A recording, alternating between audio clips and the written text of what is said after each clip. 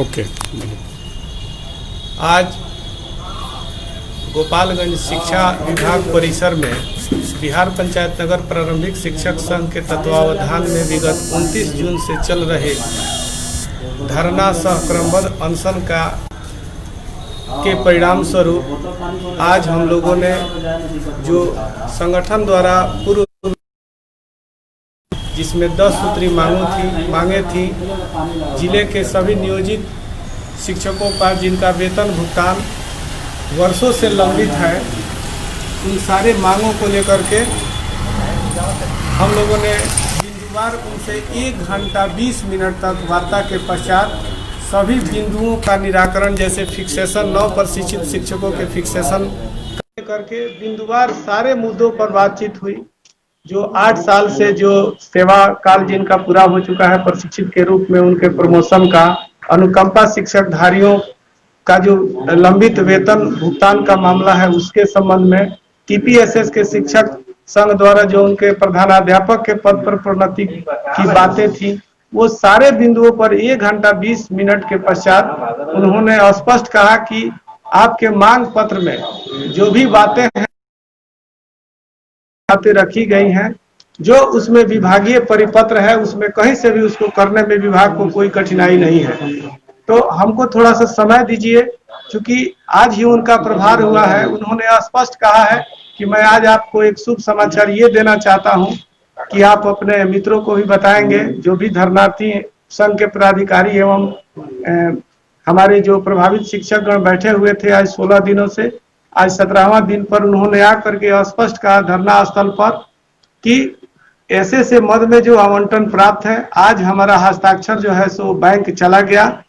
कल से परसों तक हम जो भी आवंटन और राशि जिला में उपलब्ध है उसे ऐसे से मद के सारे शिक्षकों का भुगतान कर देंगे। जीओबी हेड का भी आवंटन आ चुका है, लेकिन स्वीकृतादेश आने के पश्चात उनका भी वेतन भुगतान हम ससमय करेंगे, कहीं से भी उसमें कहीं दिक्कत नहीं आएगी। अब रही सवाल, बहुत सारे बिंदुओं पर उनको समय चाहिए था। उन्होंने स्पष्ट कहा कि आप तो देख ही रहे हैं कि कोरोना महामारी में कल से लॉकडाउन की स्थिति बनी हुई है। इसमें हम आप सभी लोगों से आग्रह करेंगे कि कोरोना महामारी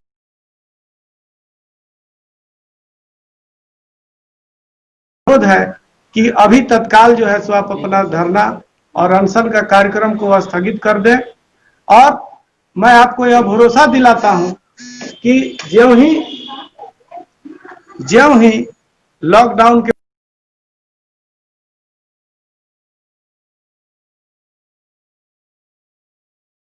सारे मांगों की पूर्ति हम कर देंगे। जो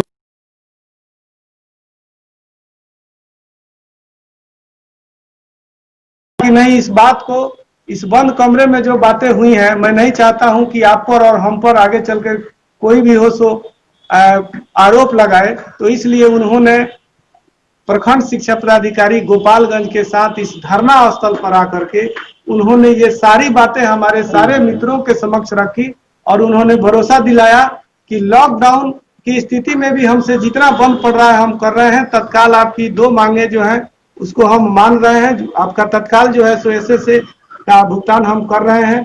9 प्रशिक्षित शिक्षकों का जो मामला है उसका फिक्सेशन जब अगर विभाग का आदेश नहीं है करना जारी रखेंगे। इन्हीं सारे मुद्दों पर यह सहमति बनी है। लेकिन संघ द्वारा यह स्पष्ट संदेश दिया गया है कि अगर लॉकडाउन बीतने के पश्चात 10 दिनों के अंदर तक भी हमारे सारे मांगों का 10 सूत्री मांगों का निष्पादन नहीं होता है तो संगठन जो है सो पूर्ण रूप से स्वतंत्र है और उसके बाद जो होगा वह उग्र प्रदर्शन होगा, जिसमें प्रदेश के नेता भी उपस्थित रहेंगे और गोपालगंज, सिवान, छपरा तीनों जिला के संयुक्त रूप से शिक्षक गण और संगठन के पदाधिकारी गण उपस्थित रहेंगे। मैं प्रकाश नारायण, जिला संयोजक, बिहार पंचायत नगर प्रारंभिक शिक्षक संघ गोपालगंज। अभी जो प्रकाश नारायण जी ने बताया, उस समय डीपीओ साहब के कार्यालय में मैं भी मौजूद था और हम लोगों की हर बिंदु पर विस्तृत चर्चा हुई। उन्होंने बहुत ही अच्छे तरीके से उसको समझा किया।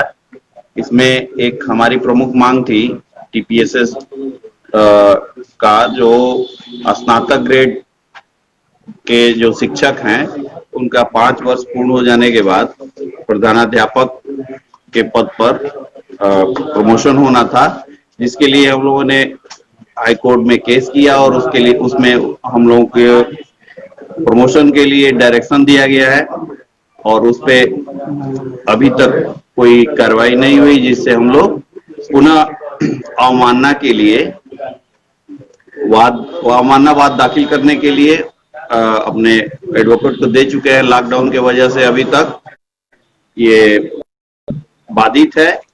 सर ने कहा कि इस पे भी मैं अच्छे से पढ़ करके और इसको समझ लेता हूं, उसके बाद इस पे भी हम आपको आश्वासन दे रहे हैं कि उचित कार्रवाई करेंगे। इसी के साथ साथ बीआरपी के मुद्दे पर भी चर्चा हुई।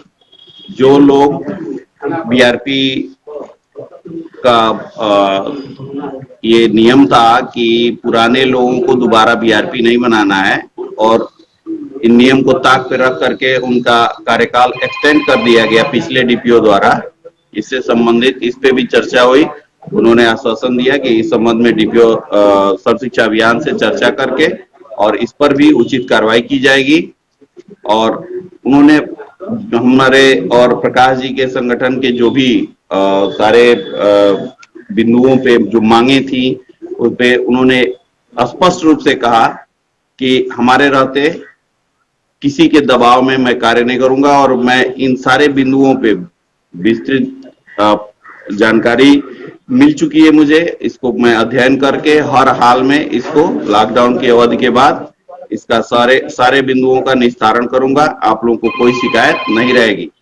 इसी के साथ वो हम लोगों को आकर के धरना स्थल पे बैठे सभी साथियों को भी उन्होंने आश्वस्त किया और उसके बाद से आज से ये धरना स्थगित किया जा रहा है और अगर आगे चल करके ये इस पे कार्रवाई नहीं होती है तो फिर उग्र प्रदर्शन और धरना के लिए हम लोग बाध्य होंगे।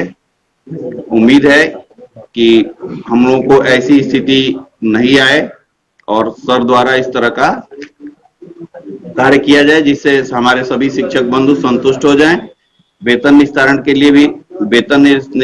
लिए भी सर ने कहा कि जो लॉकडाउन अवधि पूरी कर चुके हैं वो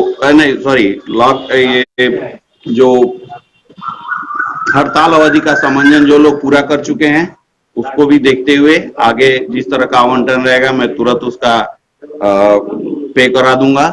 और अभी तत्काल उनका सिग्नेचर गया है बैंक में और बैंक होने के बाद वो तुरंत चेक काट करके और ये जितना हो सकता है एसएसए मद का पेमेंट वो कराएंगे।